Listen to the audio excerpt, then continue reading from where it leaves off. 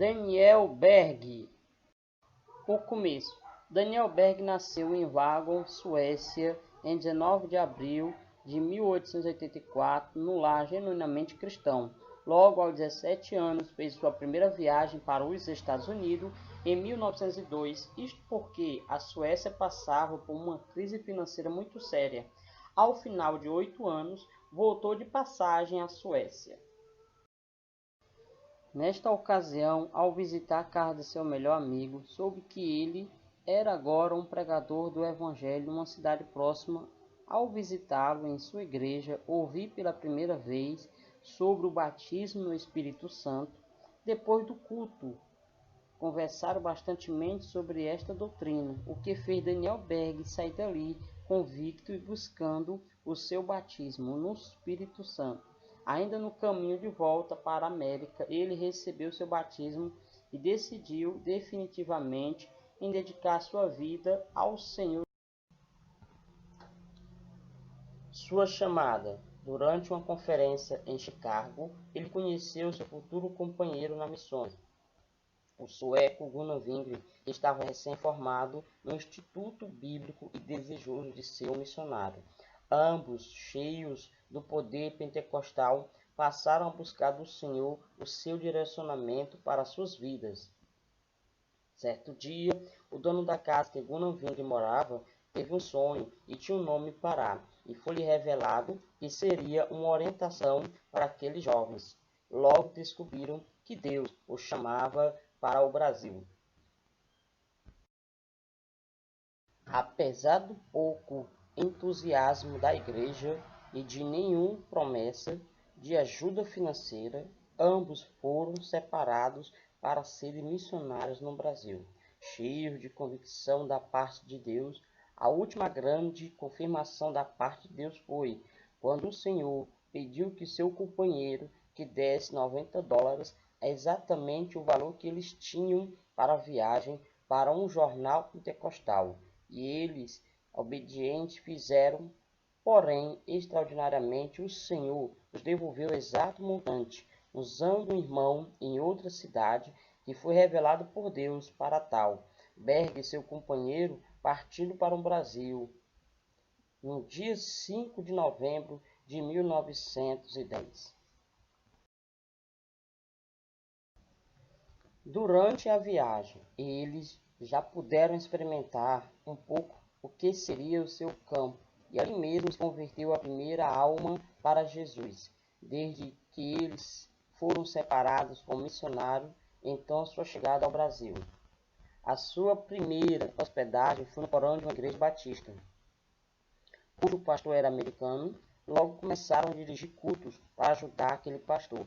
E sempre que sentiam de falar sobre a manifestação do Espírito Santo para aqueles dias, o faziam sem constrangimento. Mesmo sendo um assunto novo para aqueles irmãos, ele se interessava cada vez mais, o que decorreu no grande aumento da assiduidade nos cultos, constante visita aos missionários.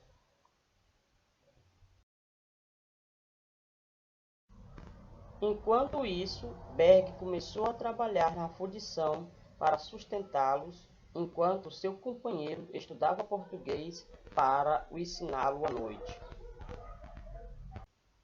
A primeira Assembleia de Deus. A pobreza e principalmente a doença era constante naquele lugar, sobretudo a lepra e a febre amarela.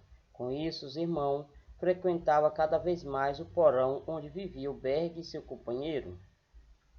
A busca de oração e conhecimento da palavra, ali o Senhor começou a batizar com o Espírito Santo e curar muitos enfermos. Num daqueles cultos improvisados, entrou de surpresa o pastor da igreja, que foi cordialmente convidado a participar do culto. Recusando o convite, passou a declarar uma série de acusações com relação às falsas doutrinas ensinadas pelos missionários e esperava contar com o apoio daqueles que ali estavam, mas pelo contrário. Um diácono e dos membros mais antigos levantou e defendeu como testemunho reais de que o batismo no Espírito Santo e a cura divina é para aquela atualidade. Nesses dias, então, Berg e seu companheiro e mais 18 irmãos foram expulsos daquela igreja e formaram a primeira Assembleia de Deus, que iniciou a reunir-se na casa da irmã Celina Albuquerque, a primeira crente batizada no Espírito Santo em terras brasileiras.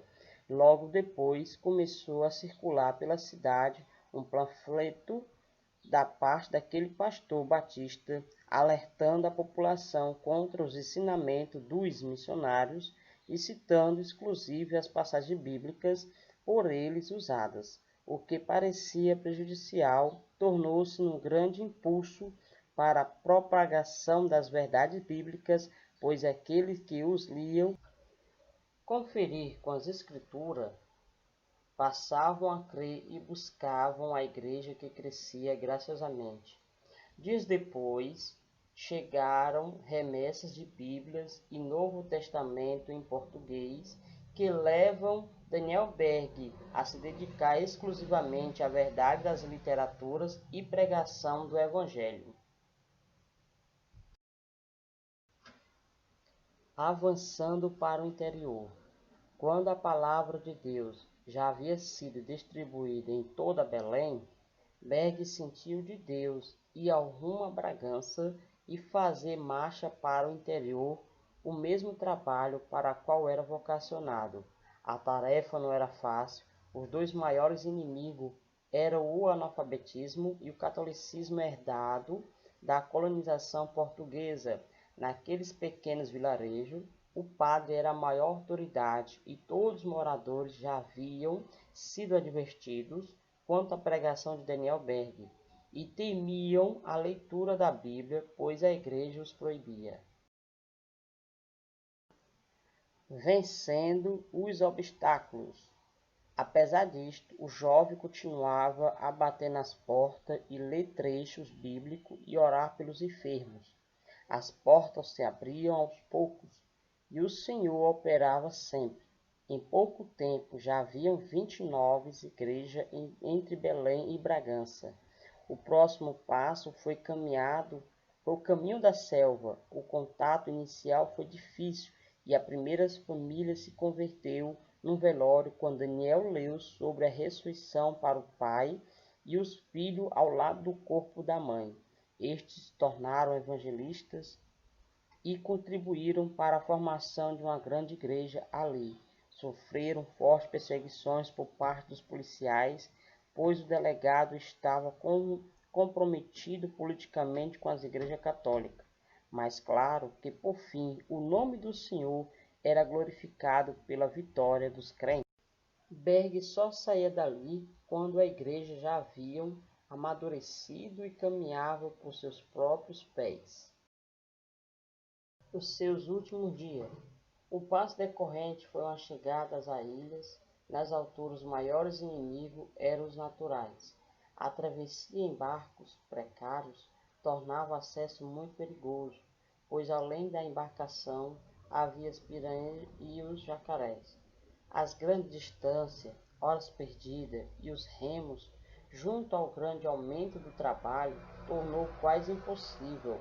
Após um acidente sofrido por Daniel numa daquelas pequenas embarcações, sentiu de Deus de comprar um grande barco, a velas, o qual fez com a ajuda da igreja de Belém. Com o barco Boas Novas, o atendimento era mais proveitoso em maior extensão. Seus últimos dias. Daniel Berg passou para o Senhor em 1963. O mesmo enfermo no hospital saía de um a outro de enfermaria, entregando literatura, orando pelos que se entregavam ao Senhor.